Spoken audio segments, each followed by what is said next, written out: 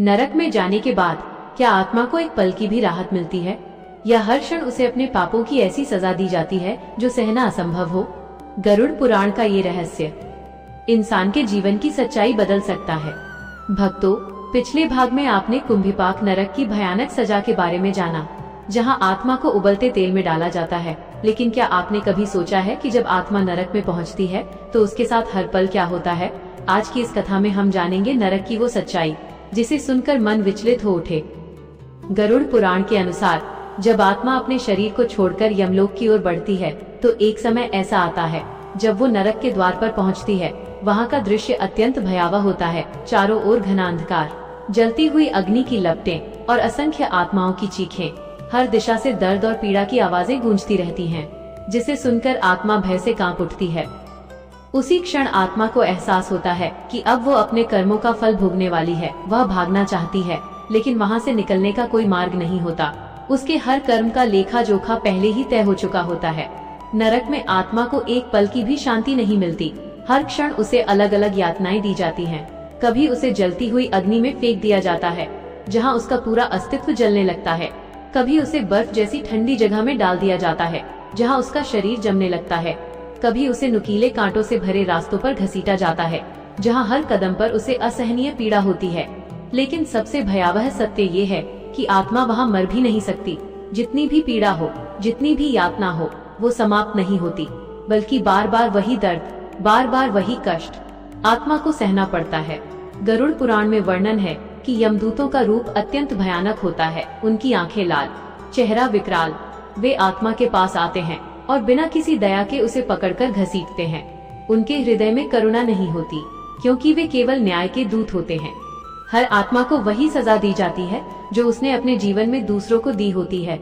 जिसने दूसरों को दर्द दिया, उसे वही दर्द कई गुना होकर वापस मिलता है। जिसने धोखा दिया, जिसने अन्याय किया, उसे नरक में उसका पूरा फल भोगना पड़ता है। उस समय आत्मा को अपने जीवन के हर पल याद आते हैं। हर गलती, हर पाप वो पछताती है, रोती है, लेकिन तब बहुत देर हो चुकी होती है। वो चाहकर भी कुछ बदल नहीं सकती। गरुड़ पुराण के अनुसार नरक में समय भी एक सजा बन जाता है। वहाँ एक एक पल सदियों के समान प्रतीत होता है। जो सजा कुछ समय की होनी चाहिए, वो आत्मा को अनंत जैसी लगती है। नरक की पीड़ा केवल शारीरिक नहीं होती, बल्कि मानसिक पीड़ा भी उतनी ही भयानक होती है। आत्मा अकेली होती है, ना कोई अपना, ना कोई सहारा, सिर्फ डर, सिर्फ पछतावा और अंतहीन दर्द। भक्तों, ये कथा केवल डराने के लिए नहीं है, बल्कि हमें जागरूक करने के लिए है। हम जो भी कर्म करते हैं, उसका फल हमें अवश्य मिलता है। लेकिन गरुड़ पुराण ये भी कहता है कि जो व्यक्ति सच्चे मन से भगवान का स्मरण करता है, धर्म के मार्ग पर चलता है, उसे इन भयानक यातनाओं से बचाया जा सकता है। तो सोचिए भक्तों, क्या हमारे कर्म ऐसे हैं जो हमें इस भयानक पीड़ा से बचा सके? परंतु याद रहे, जहाँ काल का चक्र है, वहाँ महाकाल भी है।